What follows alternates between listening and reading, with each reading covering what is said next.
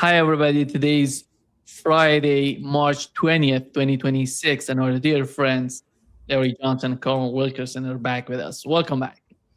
Glad to Good to be. be with you. Good to be with you. We survived another week. Yeah, exactly. Today is a very special day. It's a new year, is a new, as we call it in Iran, Nowruz is a new year in Iran. And other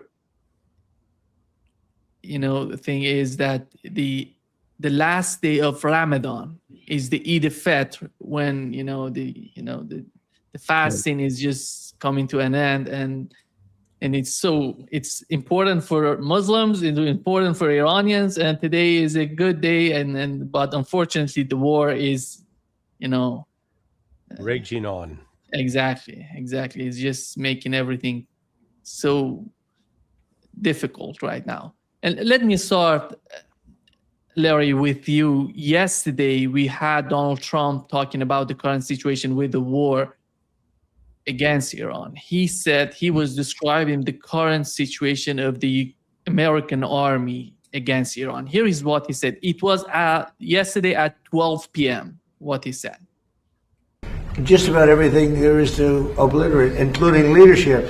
The Navy's gone, their Air Force is gone, their anti-aircraft equipment is gone. We're flying wherever we want, Pete. We have nobody even shooting at us. And at 4 p.m. yesterday, we've learned that the Iranian air defense system hit F-35 fighter jet, and they have released this footage, and it's showing, which was reported by CNN. Then, do you believe, Larry, that Donald Trump is receiving false information? Because somehow it's delusional the way that he's talking about the battlefield. It seems that everything is done, they have nothing to fight back, or he's trying to make his case in order to show that how powerful he is, and he has total, dominance over what's going on. Well, I'm not a physician. I did work as a respiratory therapy technician my way through high school. So I have some familiarity with medicine. Donald Trump is crazy. I mean, he's demented. This, what, and I don't say that as an insulting term. I mean that as a medical condition. He has exhibited confabulation over the course of the last, 15, 16 months while in office.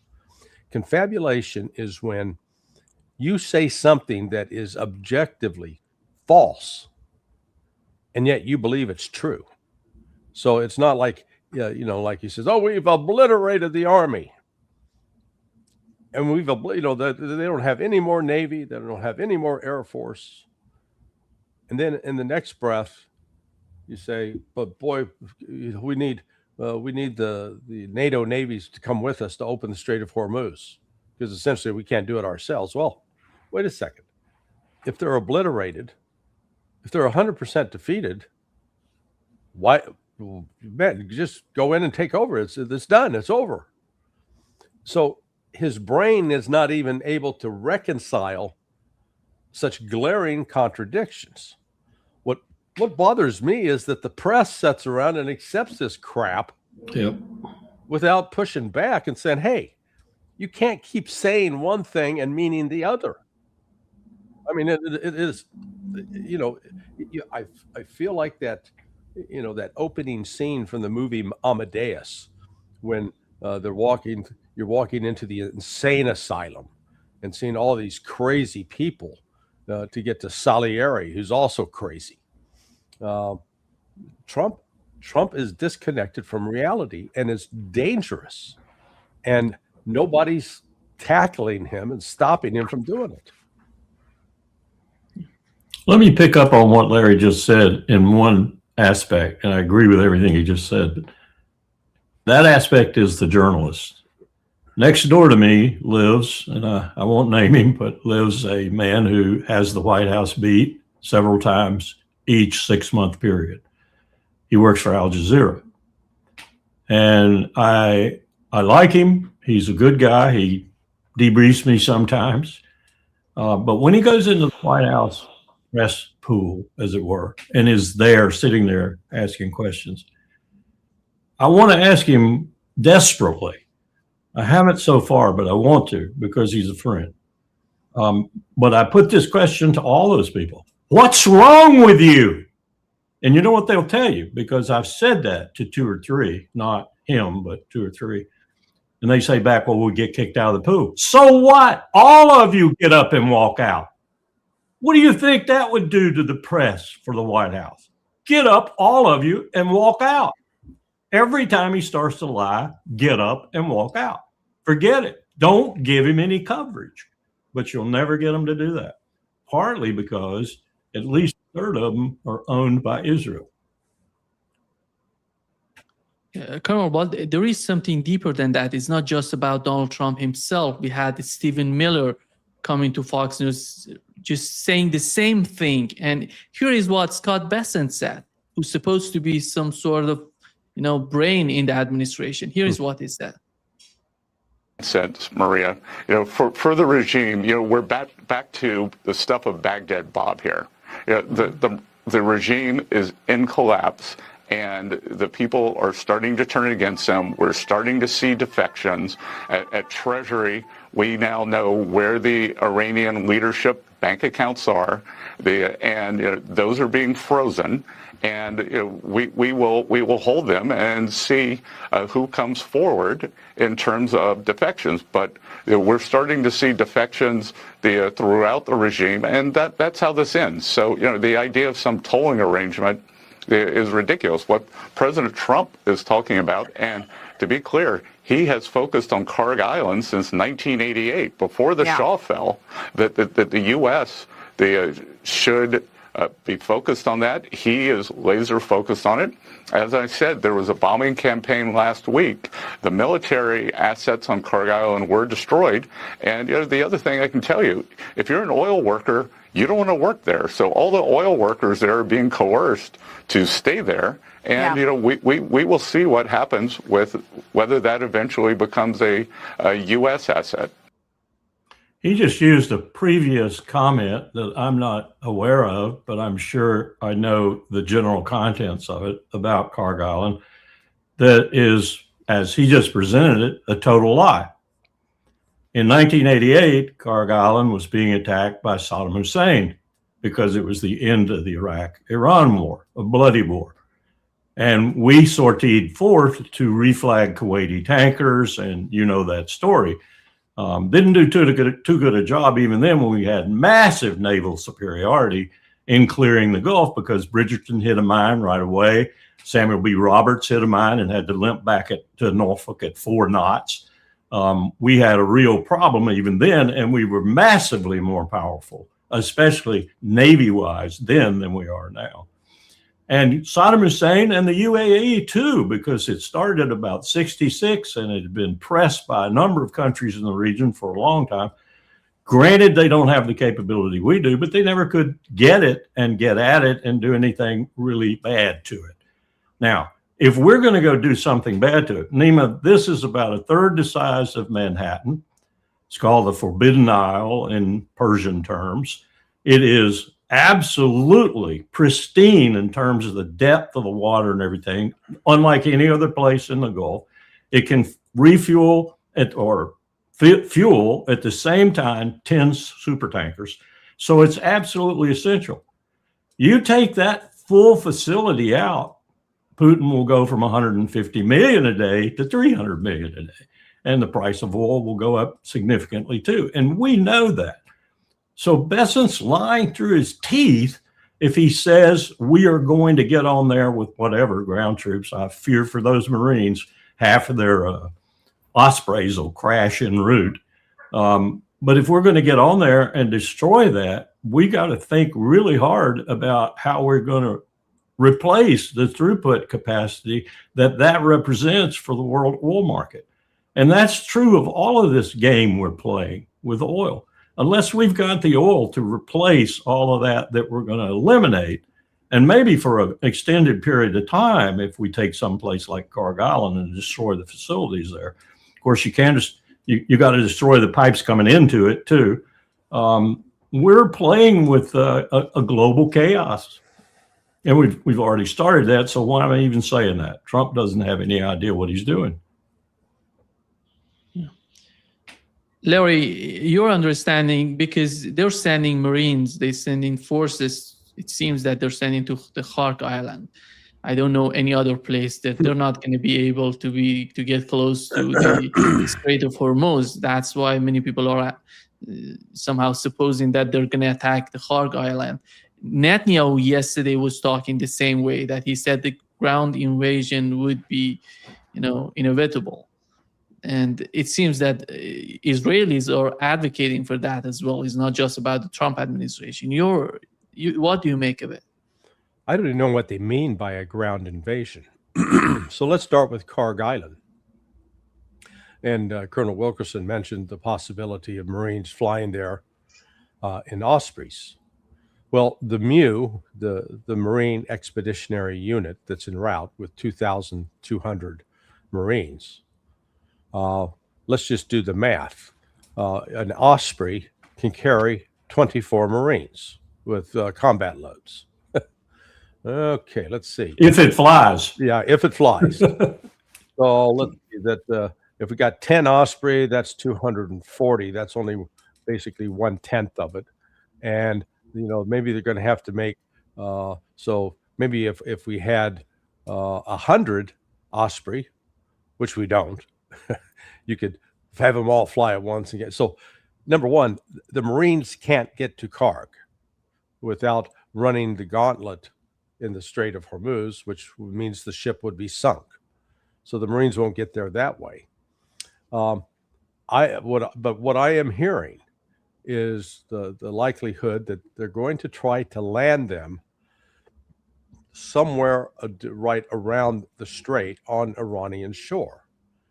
Now, the MEU comes equipped. They can last 15 days in theory without being resupplied.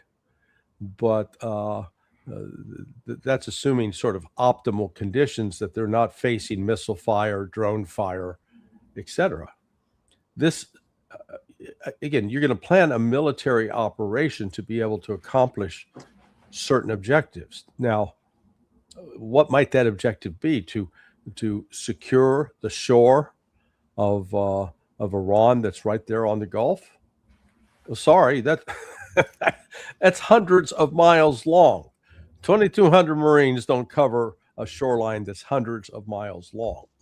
And it's not like there's just one specific location where Iran has its missiles hidden in caves and guns that are capable, artillery pieces capable of firing into the Gulf, and not to mention the underwater drones, the submarines. I mean, Iran has a large array of options. And so it's not even clear what the military mission is. Now, so I also have speculated that maybe they're going to use the Marines as a diversion while they try to launch a special operations unit to attack one of the hardened, deeply buried targets in hopes of recovering enriched uranium. That could be on the table, but I was specifically involved with that exercise 20 years ago. And at the hot wash, that after you do the exercise and you evaluate it, the lesson learned was don't do it. So I don't know if we've learned that lesson, but that was the conclusion that came out of that exercise. So this is I think people are making military decisions who don't understand a damn thing about military capabilities, logistics, and operations. I couldn't agree with that more. When Ahmadinejad told me in New York City at the UNGA that Iran had 1,875 nautical miles of coastline on the Persian Gulf, and the United States none. So who was the culprit in terms of incidents at sea? Yeah. I went and got my maps out. Got them right there on the floor right now. Larry's right. About 1,000 of those miles are on the eastern side. By the way, that's where Parmenion brought his craft up in order to resupply Alexander the Great. Alexander almost died because Parmenion ran into such rough situation in the Gulf, even with his boats, that he couldn't supply Alexander. And that's very rough terrain, as Larry was insinuating. Where are you going to put these Marines ashore in a traditional amphibious landing? You know, where are you going to put them ashore? Bandar Abbas, Chabahar, on the wharfs, on the beach? They're going to be dead. And also the amphibious bottom, bringing them close enough to make an amphibious assault, is going to be dead. That little thing everybody's calling a carrier, it isn't a carrier. It's an amphibious assault ship. And it's got airplanes on it. And they can support the Marines going ashore. But where are they going to go? I've done the study, the analysis of this sort of thing for PACOM years ago, but we did it. We did it because we thought we were going to be fighting the Russians coming down from Afghanistan. We couldn't understand why they were in Afghanistan. We weren't doing the political business. We were just doing the military business. And we knew they wanted a warm water port. And so we were planning for fighting them in Iran, planning for them trying to come down vicinity Chabahar, Bandar Abbas, that area. I know that terrain. Good luck, Donald Trump. Good luck, Marines. Yeah. Larry, the escalation is coming to the oil facilities, gas facilities. Yesterday, Iran has hit, in response to what Israel did to the South Pars, which one of the main, facilities in Iran. And they have responded, they have attacked Saudi Arabia, UAE, Kuwait, Qatar, and Haifa. And the attack on Qatar just, kicked out 20% of their capacity of LNG.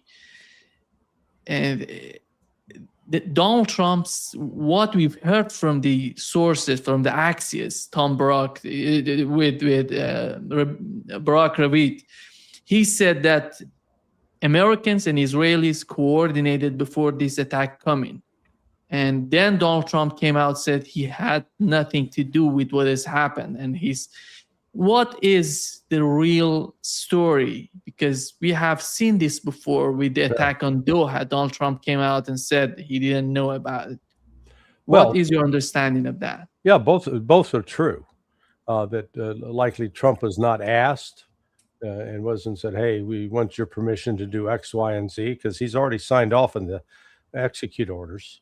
So the Navy and Air Force have complete authority to act, unless they go against what the rules of engagement that were contained in that execute. But Barack is right that U.S. The Combined Air Operations Center, the CAOC, which used to be based at Al Udeid. I don't think it's still there simply because it's received so much fire from Iran that they've had to withdraw to another more secure location, perhaps Incirlik. But that CAOC monitors every single aircraft, or they used to when they had all the radars up, that takes off and lands. Right now, they do have they've got a sort of a workaround. They're using AWACS. So AWACS are in the air, providing some of the previous coverage that was provided by those ground radars that were destroyed. But the U.S. commanders absolutely knew where the Israelis were headed. And Iran had made it very clear, if you hit us here, we're going to hit you there. That will be tit for tat. And exactly what happened. And in blowing these up, this is extending the time that the world oil and liquid natural gas shortage and fertilizer shortage will be, that shortage is going to be extended. There's no any quick solution on the horizon. And I want to remind people of what bragging that Donald Trump did during the State of the Union address on the 24th of February. So this is just 4 days before he launched this attack on Iran. He said, gasoline, which reached a peak of over $6 a gallon in some states under my predecessor, it was quite honestly a disaster, is now below $2.30 a gallon in most states, and in some places $1.99 a gallon. And when I visited the great state of Iowa just a few weeks ago, I even saw $1.85 a gallon for gasoline, the lowest in 4 years and fallen fast. Well, that didn't age very well. I noticed where I live, at the start, February 28th, the gas price was $2.54. It is now up a full dollar, $3.54, and it's going to continue to rise. And Trump can't go back and pretend that he had nothing to do with this. This is all the result of his actions. And yet, once again, you don't see anybody in the press calling him out, holding him accountable, asking him the question that, hey, what happened to those low gas prices you were promising? It's almost as if these people have no memory, as if they take no notes. They go back to their notes and look, and say, well, wait a minute, on the 28th, you said that. Very, very rarely does that happen. This is a complete and abject failure of what we call our mainstream media. Colonel, when we look at the destruction that is happening in Iran and in Israel, it's somehow, they're comparable. But when it comes to Iran, we see the strategy is different. They didn't attack the oil facilities before Israel attacking them. And how do you see the escalation? Because if Donald Trump comes out and you cannot attack, the oil facilities, let's see what would be the next target of Israelis, other infrastructures. I don't know what they want to attack, and what would be the response from Iran? And are they gonna attack desalination? Are they gonna attack something that would be a great, problem, could bring some sort of catastrophe for the whole region? I think the Iranians have been very circumspect. They don't attack specific targets that might be more to their disadvantage internationally, if you will, or even more crimes, until those targets are attacked in their country. And that's usually Israel. And they then respond in kind. I understand they've done some significant damage to Haifa's oil facilities, for example. And that was only after Israel made the attack. And I heard maybe 40 hours ago or so, someone from the administration, and then I read that Trump had actually said it. I didn't find it anywhere, but that wasn't known to him. We didn't know that Israel was going to attack the oil facilities. The implication being we would have said no, we would have stopped them had we known it. That to me is a contrived story too. Israel does whatever it wants to, whenever it wants to. But Iran has been, in my view, fairly circumspect in attacking targets that militarily significant, rather than like Netanyahu bombing everything in sight. And look at what he's doing in Lebanon right now. This is as unconscionable as the opening days of Gaza, when he was killing everything in sight. He's killing everything in sight in Lebanon now, including taking out whole hotel floors, killing people in the street in Beirut. This guy's a bloodthirsty monster. And Trump's allied with him, tooth and nail allied with him. Donald Trump, in his last, post on Truth Social, he said, without the United States, NATO is a paper tiger. They didn't want to join the fight to stop a nuclear-powered Iran. Now that fight is military. He's talking about militarily won. He's talking about that the United States won the war, and with very little danger from them. And then he goes on and on of talking about the Strait of Hormuz and calling Europeans cowards, and because they're not joining the United States, and he's somehow begging for the help of Europeans. But after all, Larry, militarily, what do they have to bring to the table? Because Donald Trump is somehow feeling if they join, that would be the end. Yeah. Well, apart from the fact that they have limited military capability, why do they need to bring anything to the table? It's over. He's won. I mean, again, this is the disconnect in the logic. If if you've really achieved this glorious victory that you claim to have achieved, then why do you need anybody else, man? Take the victory lap yourself. So it's just, it's just one further reminder of his detachment from reality and his inability to recognize that he's saying irrational things, enabled by a group of sycophants like Stephen Miller and Scott Bessent and Marco Rubio and Pete Hegseth. God, it's, it is a recipe for disaster. I don't know if we can point to another period in history where the leader of a nation has been so detached from reality and so, I guess, Adolf Hitler. Hitler is actually the last one to be this out of touch with what was actually happening on the ground militarily, and explaining and vocally expressing the fact that, oh, we're winning, we're victorious. And I don't make the Hitler comparison lightly. I mean, sometimes that is so grossly overused. But my God, we're seeing right now the president of the United States making decisions based on either false information, or the truth is out there. He just ignores it. It pretends that he didn't hear that.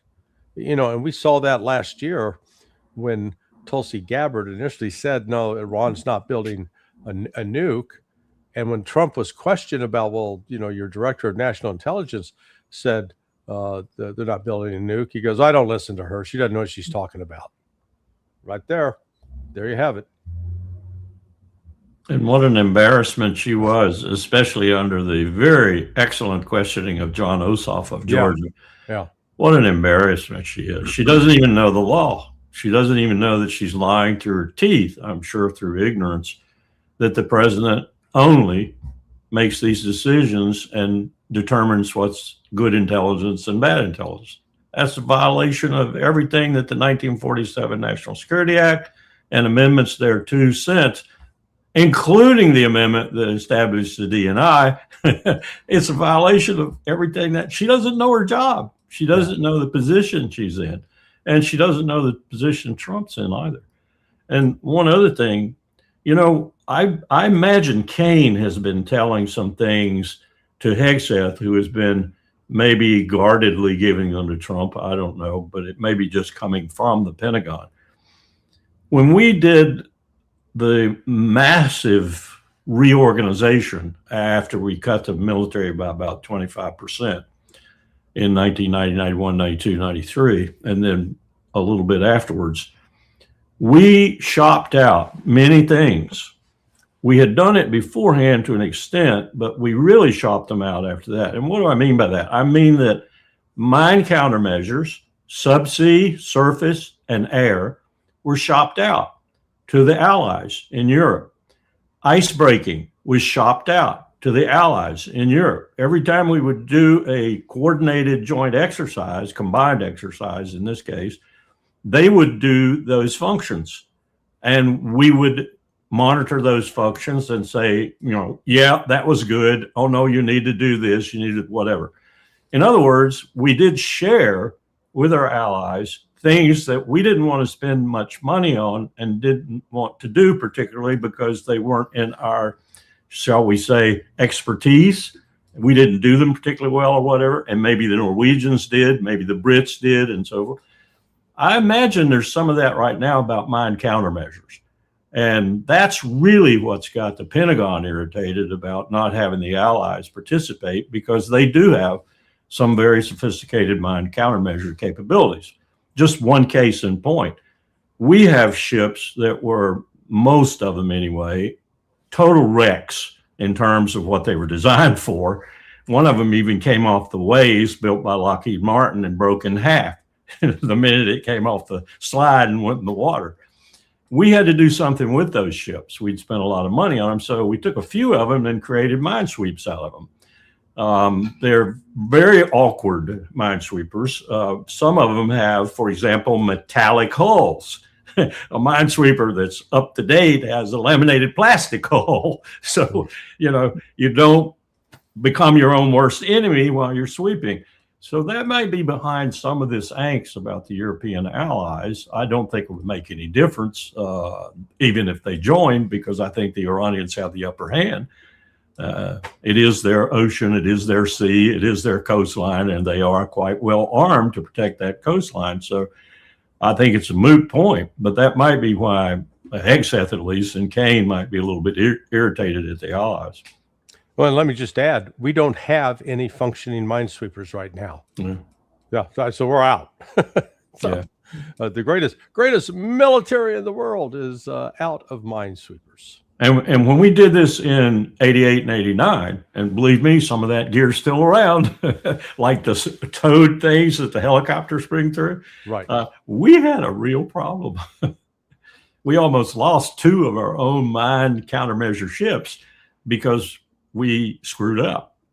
So it's not an expertise you maintain on a routine basis. You may practice it once a year, and your equipment's sort of the same way too. You don't really use it that much. And when you have allies who do it in the combined exercises, you don't have to. Since you both mentioned Tulsi Gabbard, we remember when she was chosen by the Trump administration to be part of the administration. Everybody was somehow happy about Tulsi Gabbard, but she's just, the transformation of Tulsi Gabbard is just amazing. Being Democrats, then Republican, then coming, to the Trump team, and right now she's destroying each and every credit she had before. And here is what, Congressman Castro was asking him legitimate questions about the war against Iran. Here is what she said. The death and destruction continues. The economic cost to the United States, to Israel, to the Gulf states, and to the world continues to increase. So I want to ask you, to the best of your knowledge, do you know whether Israel is supportive of the president's call to make a deal with Iran? I don't know the answer to that. I don't know Israel's position on that. And to what do you attribute Israel's decision to strike Iranian energy infrastructure, despite President Trump's call to keep those facilities off limits? I don't have an answer for that.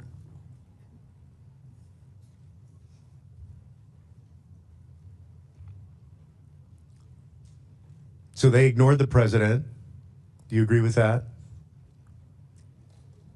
I'm not privy to any of their deliberations or what went into their calculus in launching this or other attacks. We are not involved in the operational element of this. We're providing continuously on a daily basis the intelligence assessments of the events that are occurring, and I guess I know the FBI can't because they're domestic, but can anybody else at the table provide any insight into that? I guess I'm not sure what the question you're asking, Congressman Castro. I guess a couple of things. The goals that the president set out are clearly defined. The DNI related those. What was not included is a goal of the U.S. Well, Director, let me start with this. Let me start with this question. You asked what my question is. Let me reclaim my time, Director. Come on. Do you know why Israel decided to strike that infrastructure despite the fact that the president said it should be off limits? I wouldn't speak for Israel. What do you guys know? We're at war. What do you guys know? We'll have to take that for the record. Yeah. Let me just quickly say. Go ahead. And I don't want to go too far with this, but we knew through the NSA every single conversation virtually that was taking place during the war in Iraq. The second one. Well, probably the first one too, but I wasn't that close to it in the first one. I went to the freaking briefings in the second one. We knew what Germany was saying, what France was saying, what Israel was saying, what Saddam Hussein was saying, what Turkey was saying. Every day we knew, okay? So they're sitting there either unaware of the capacity and capabilities they have, or they're freaking lying. We spied on the Israelis all the time, and they on us.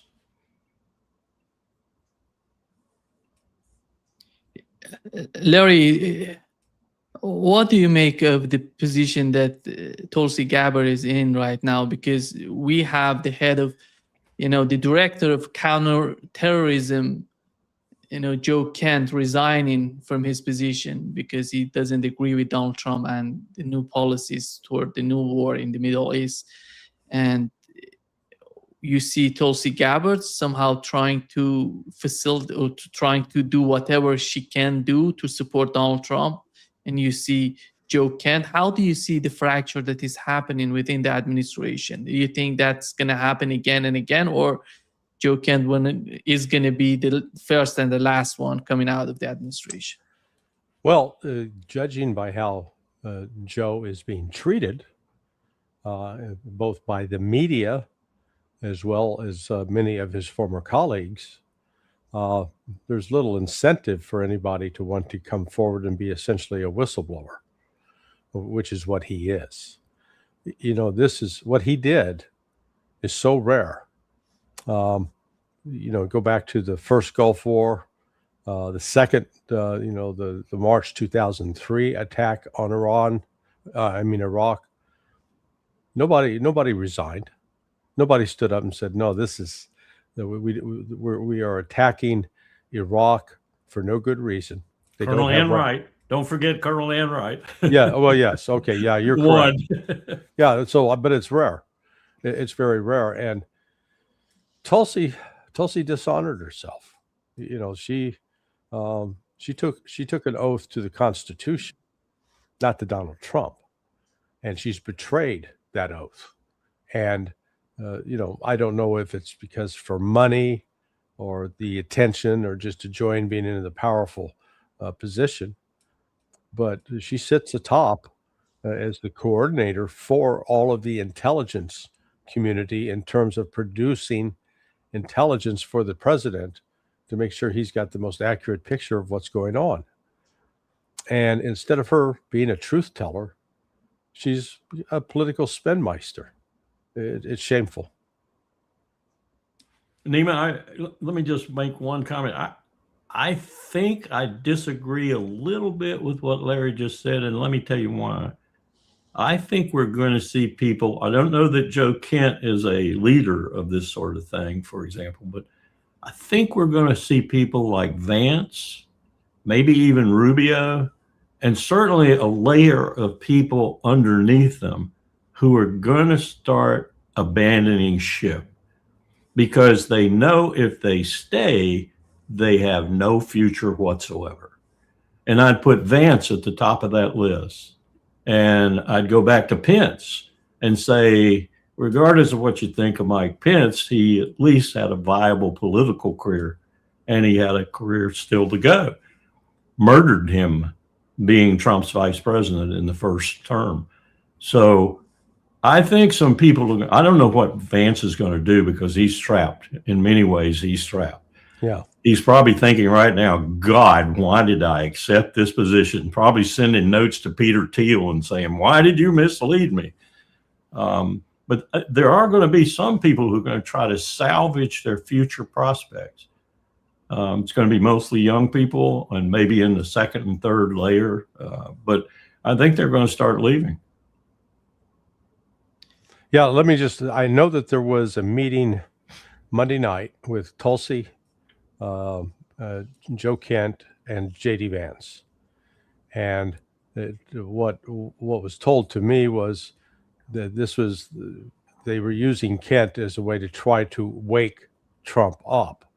Now, if you noticed in Kent's conversation with Tucker Carlson, he was very careful to not attack Trump, to not, to speak very complimentary of Trump. Now that anybody that's read Schopenhauer knows that that's the technique and tactic you use when dealing with a corrupt narcissist.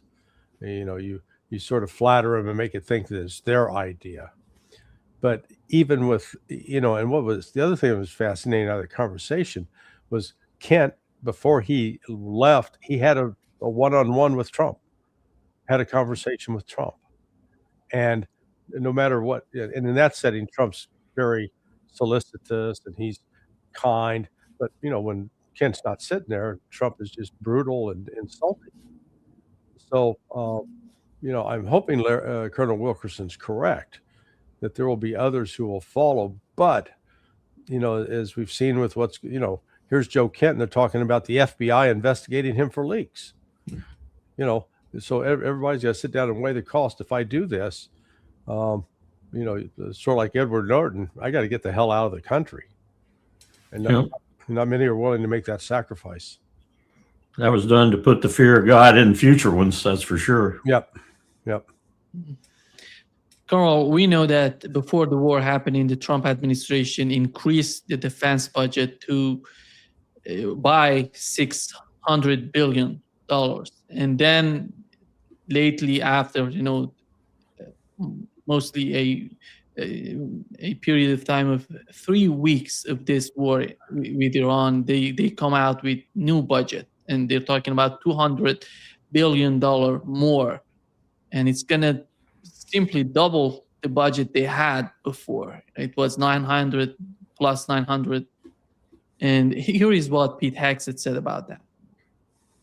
In dollars, I think that number could move. Obviously, it takes money to kill bad guys.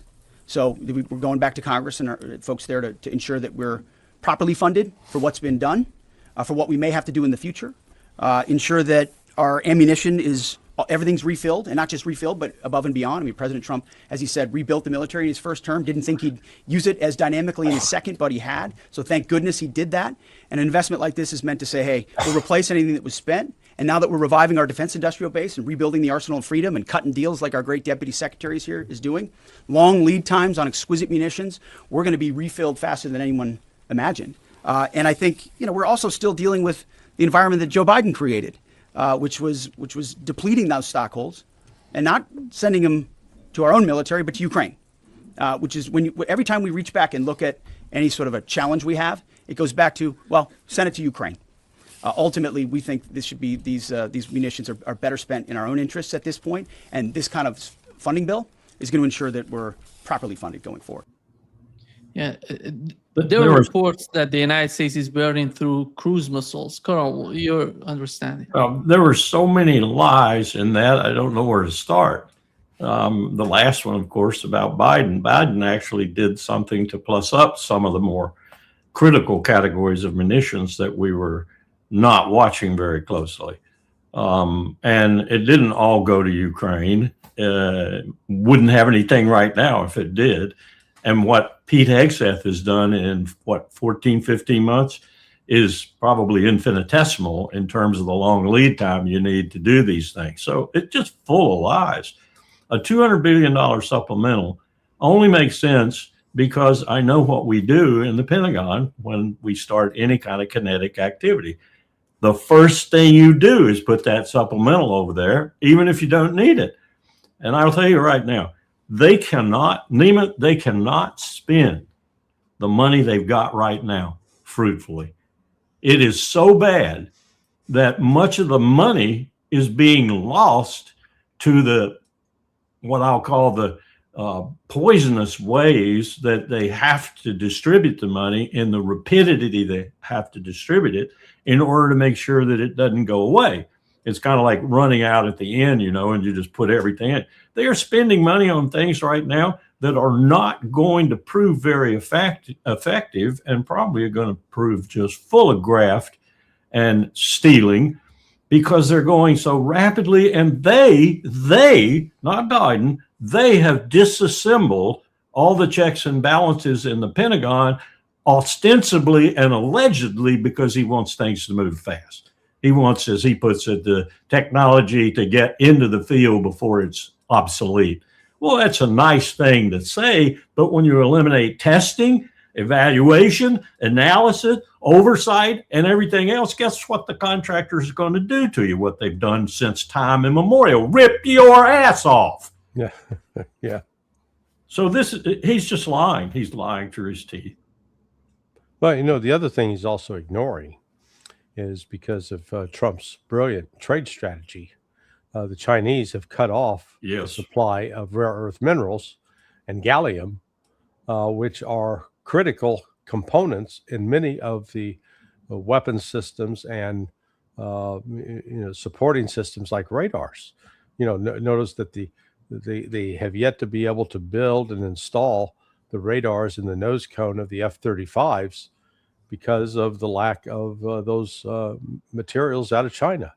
And those aren't going to show up anytime soon. So no matter, let's just assume that you could actually build a factory that was automated that could produce, say, PAC-3 missiles by, turn them out 100 a day as opposed to 100 every 2 months. They still wouldn't be able to do it because they don't have some of the critical raw materials because China's holding them back. And if you know anything about defense production in wartime, Neiman, you know that you got to go minimum to 2 shifts. And if you're really going balls to the wall, you got 3 shifts, 8-hour shifts, 24 hours a day. Where are you going to get the workforce? Where are you going to get the skilled workforce? Because more and more these weapons take a skilled workforce, even if it's mostly automated. Take the Tomahawk production line, for example. One of the reasons they couldn't increase Tomahawk for the Navy was because they didn't have the skilled workers to do it. And look at our submarine fleet. Our submarine fleet is now so far behind on both classes, ballistic missile and attack, that by law, the program should be canceled. Congress says if this happens, cancel the program. Well, it's happened in both the Columbia and I forget the class for the attack, Virginia class or something like that. But in both of those classes, they both should be canceled. The only reason they're not is because they're utterly essential to our defense and our security. And they know that in the contracting business. But one of the reasons is we don't have a workforce. We couldn't go to 3 shifts. We couldn't go to 2 shifts. We don't have the workforce. Larry, does it mean that the United States has to produce everything for the United States and for Israel? And Israel, what do we know about the capabilities of Israel providing, cruise missiles, whatever they need for their fighter jets? Well, Israel has its own production facilities for, I think, the missiles used in David Sling and in their Iron Dome. but those are not, particularly those air defense systems aren't designed to take out the ballistic missiles, which Iran is using. And similarly, they are not industrially equipped to produce on the scale that, say, China does. So this is much, I would argue that much of the military industrial infrastructure in the United States and in Israel is really designed for 20th century warfare, not designed for 21st century warfare. And what I mean by that is, in a way, it's like Back to the Future. In 1941, 42, when the U.S. industrial plants started pushing out massive quantities of planes and jeeps and tanks, rapidly building ships, they at least had the infrastructure and the materials needed in order to produce those items. We're still sort of geared on that model, except we don't have the supply chains and we don't have the working force, and also the incentives that are built into some of these contracts. Lockheed Martin found they could make more money by having PAC-3 missiles built by hand as opposed by robot. Yeah. So when your defense industry, this is what really separates the Russian and Chinese defense industries from that of the West. Though they are not, the Chinese and Russian systems are not profit driven. They are not subject to shareholders who want to make more money.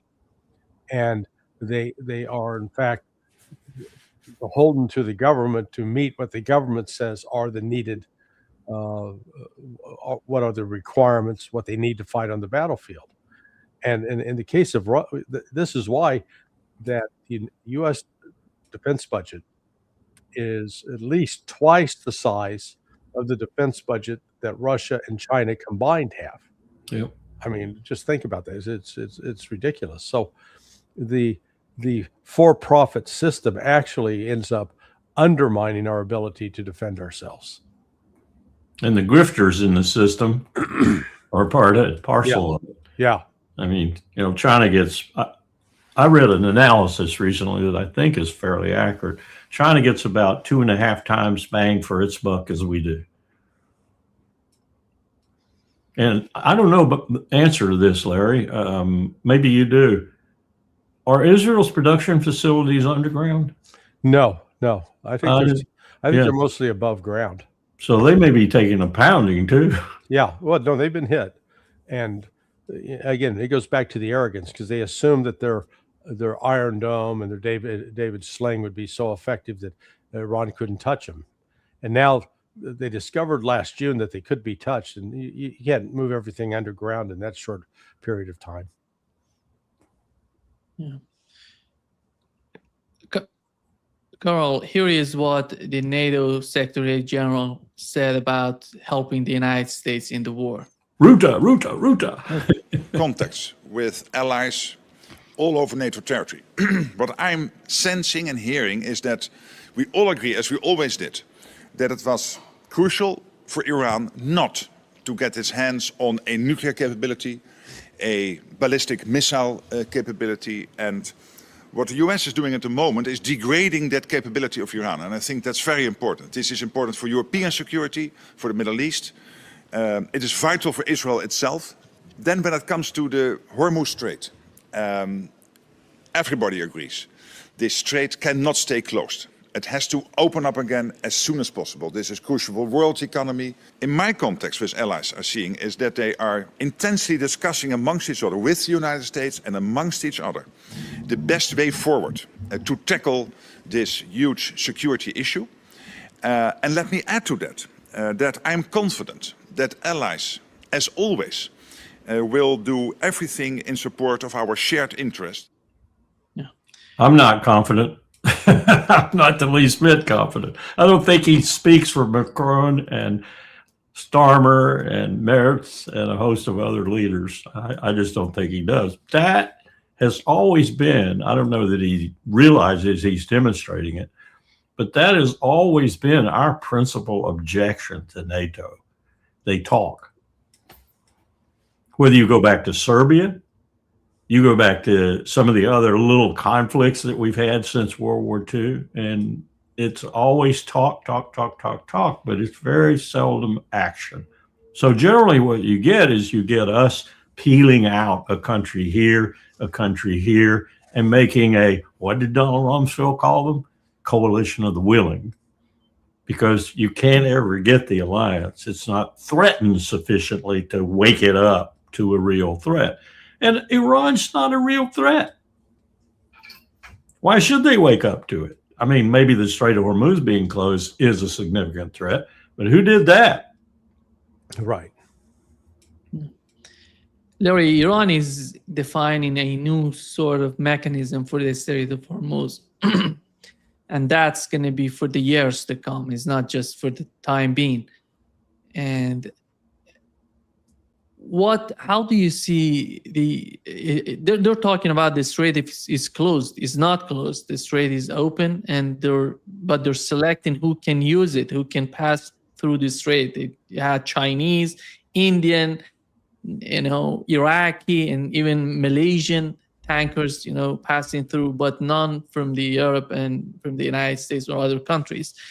And how do you see the Strait of Hormuz being one of the main reasons for the whole countries, for all of these countries in the Middle East, to come together and define a new security architecture for the region without the United States? Well, let's go back to what Joe Kent said in his interview with Tucker, because I was struck by it. He suggested that one of the conditions that Iran would have to agree to if this war is ended in a negotiated settlement is that all future purchases of oil will be in U.S. dollars, the petrodollar. So Kent even understood that, part of what is driving this war, part of what was driving the U.S. to attack Iran is to try to destroy BRICS and try to disrupt the economic restructuring that's taking place in the world right now. So what is Iran doing? They're in business now with China. I like, we should play as background music, the song "Taking Care of Business Every Day," because the Iranians are saying, "Hey, Pakistan, you want that oil to come out? Sure, pay for it in yuan. You give us, we get 10%, and you're free to go." Same for India. Everybody's got to pay in yuan, and apparently Xi Jinping just announced within the last day or two that he would like actually to see the yuan become an international reserve currency. Yes. Boy. Wrote it in a manifesto. Yeah. So now we know what this is, the battle of the Titans. The city of London with the United States trying to preserve the primacy of the dollar, and the Russians and the Chinese, now the Iranians, doing everything they can to destroy the primacy of the dollar. Which brings me to a comment I made yesterday and will continue to make. I think the powers behind the throne are really engaged with that objective with regard to this war. They want to stop China. Colonel, here is what Scott Bessent said about this situation of the Strait of Hormuz and the consequences of that. A break the glass plan across the administration and at Treasury.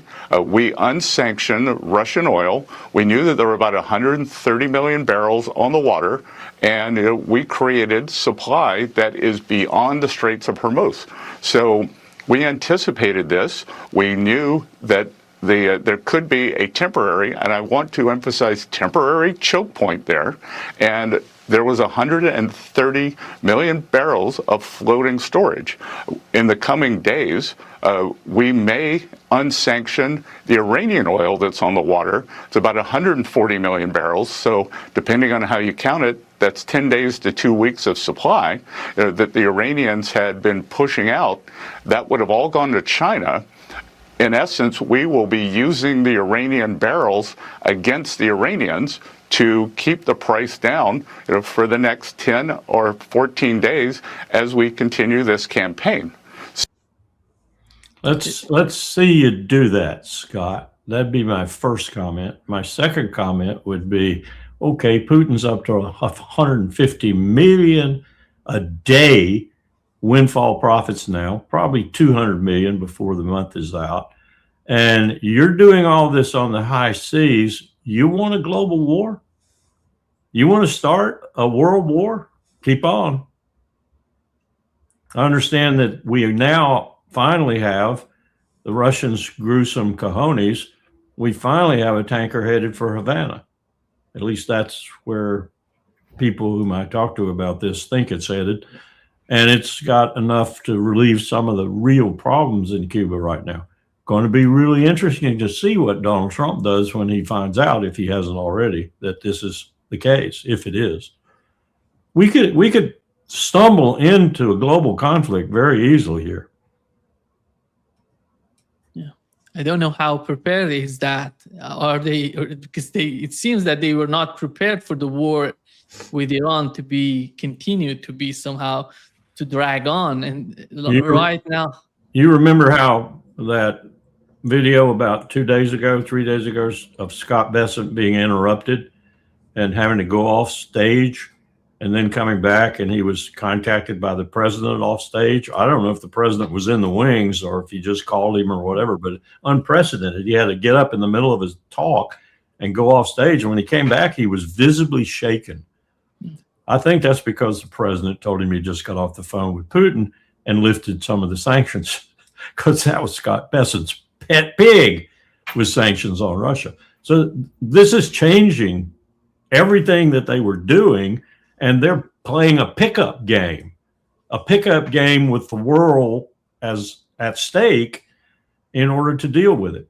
And oh, by the way, why was our strategic petroleum reserve allowed to go below 500 million barrels down to 415 million on Trump's watch, when Trump had said during the campaign that he would make sure it was topped off and plus that? And he's tapped it again. So we're creating some problems, big problems for the world and for ourselves. And we're courting not just the renminbi taking over the dollar's role in the global economy. We're courting a war with China, not over Taiwan, not in the South China Sea. We're courting a war that would start probably with submarines all around the world. And by the way, China and Russia together match us or overmatch us in terms of both nuclear submarines, effective torpedoes, quiet, silent diesel submarines. Someone said to me the other day, how could they send a diesel submarine? I said, dude, you ever looked at our campaigns in the Pacific where we left Pearl and went to the Straits of Formosa, now the Taiwan Straits, and sank Japanese shipping and came back? Those were diesel electric, dude. They have long legs.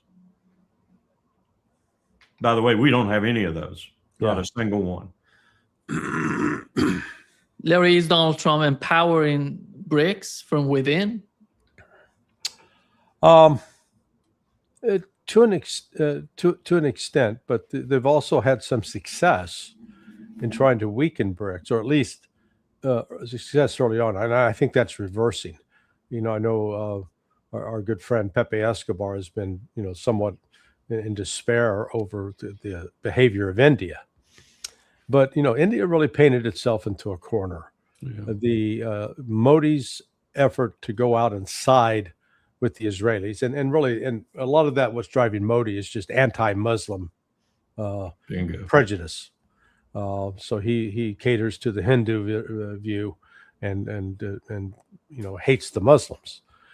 But it's now at a huge cost, not just political cost, economic cost. But so oil that India was buying from Russia at $55 a barrel, that's gone. It's now paying at least $90 a barrel. So that its energy costs have doubled, which means the inflation rate in India is going to go through the roof.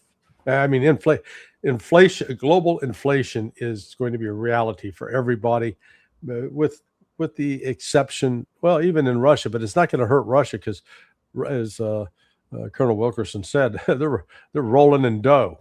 This is, Putin is the big winner out of this whole misadventure by the West, because they control oil, they control liquid natural gas, they control major quantities of it, as well as fertilizer. They are the largest were and are the largest producer of fertilizer.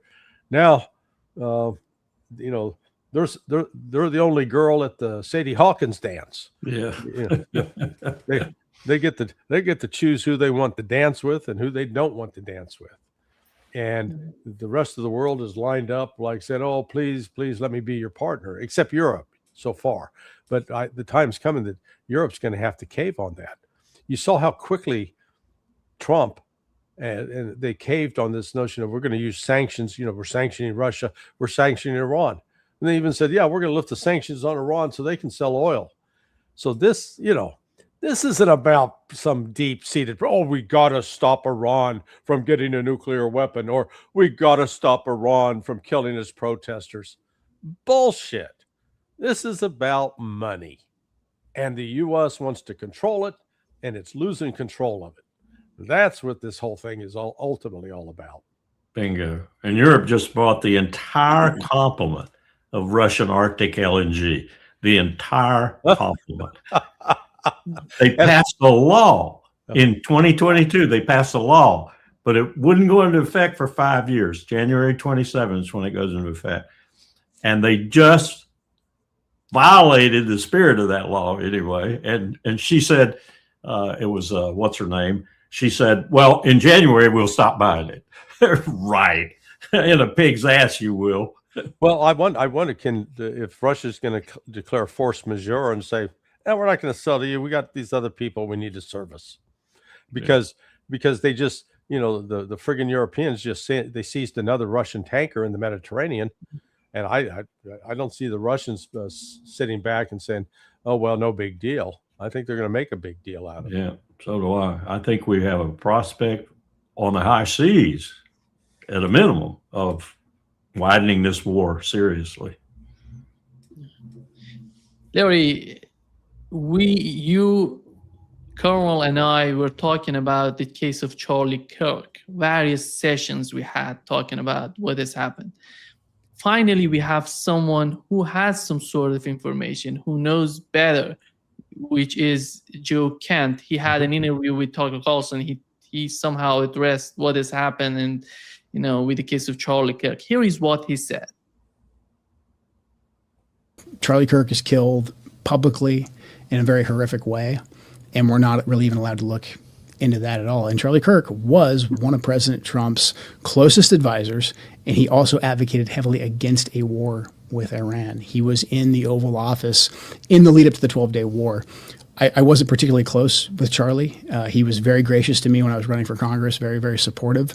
So we knew each other. And the last time I saw Charlie Kirk on this earth was in June in the West Wing, in the stairway. And I said hi to him, and he looked me in the eye, and he said very loudly, and it's a small, you've been in the West Wing, it's small, it's a tight space. And he said, "Joe, stop us from getting into a war with Iran." Very loudly. He was single-minded. And he walked off, and he went, I believe, into the Oval. So when one of President Trump's closest advisors, who is vocally advocating for us to not go to war with Iran and for us to rethink at least our relationship with the Israelis, and then he's suddenly publicly assassinated, and we're not allowed to ask any questions about that, it's a data point. It's a data point that we need to look into. What do you mean when you say we're not allowed to ask any questions about that? We've been told that this individual, Robinson, is a lone gunman, and maybe he is. But the investigation that I was a part of, the National Counterterrorism Center was a part of, we were stopped from continuing to investigate. And the FBI will say that they stopped that because they wanted to have turn everything over to the Utah state authorities. Everything's going to trial. It's very, very sensitive. But there was still a lot for us to look into that I can't really get into. But there was still linkage for us to investigate that we needed to run down. And I'm not making any conclusions. I'm not saying no, I don't think you are. Because of this happened. I'm not saying that at all. I'm just saying there's unanswered questions. We know the pressure because of the text messages that have been made public that Charlie was under a lot of pressure from a lot of pro-Israel donors. And again, we know Charlie was advocating to President Trump against this war with Iran. Yeah. Hey, look. The first American politician that Israel participated in the assassination of was John F. Kennedy. Israel attacked the USS Liberty, and there is compelling circumstantial evidence that people connected with Israel and working with others, perhaps the French as well, killed Charlie Kirk. So this is, the notion that this Tyler Robinson was, quote, the lone gunman, please. The rifle that he was alleged to have used would have torn Charlie's head off.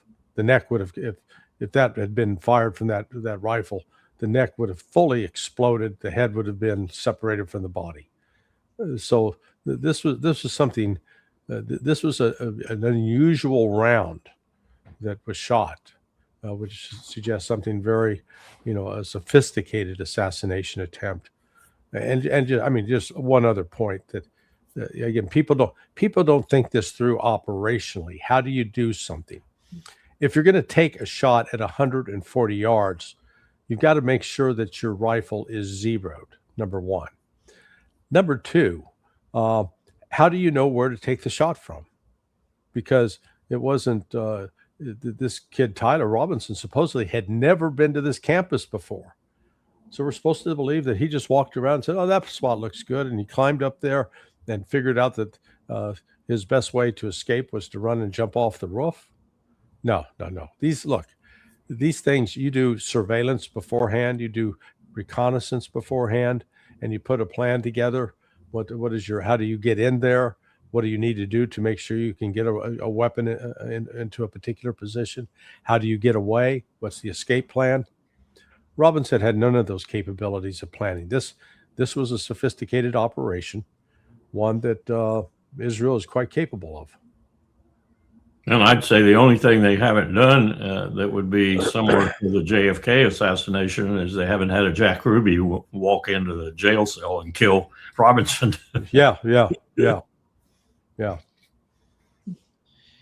Just to wrap up this session, yesterday Netanyahu said something about Jesus and comparing Jesus to Genghis Khan, and it was so much, the repercussions are just blowing, is just exploding out there. But here is what he said, and many people are criticizing Netanyahu because these sort of comments are not, good after all. But he's making these comments. Let's look at what he said. Unfortunately and unhappily, Jesus Christ has no advantage over Genghis Khan. Because if you are strong enough, ruthless enough, powerful enough, evil will overcome good. Aggression will overcome moderation. Oh, he's living testimony to the truth of that. Bibi is. Yeah, so just when you think the guy's smart, for him to say something that abjectly stupid and offensive to Christians, but we know that these Jews in Israel, the Zionists, they hate Christians, and any Jew, because Jesus was a Jew, any Jew that converts to Christianity and tries to return to Israel as supposedly the right of return of Jews, they're not allowed. They're prohibited because they're no longer considered a Jew. They're a Christian. So this animosity towards Christians, and then you get these idiots within the Christian community who claim to be Christians, but they're Christian Zionists. Jesus' message was quite simple on several fronts. He overcame evil with good. He rose from the dead. All the evil that was done to him to try to destroy him couldn't, they say, can't keep a good man down. They couldn't keep a good man in the tomb. And the resurrection of Jesus was one that said no longer was salvation only to one special group of people who claimed that we're the special chosen ones of God. No, Jesus came out and said, you know what? Salvation is for everyone. And Bibi Netanyahu has no idea what the Genghis Khan would have done or said if he met Jesus Christ. After all, Constantine let him take over his empire. Thank you so much, Carl and Larry, for being with us today. Great pleasure, as always. Let's hope we have a peaceful weekend of sorts. But I'm afraid this thing is going to continue to escalate out of control. Yeah, exactly. Ditto. Yeah. See you soon. Thank you. All right, my friend. Take care. Behave yourself. Take care. Yeah. Bye-bye. Yeah. Bye-bye. Keep Brazil safe. Yeah. Bye-bye.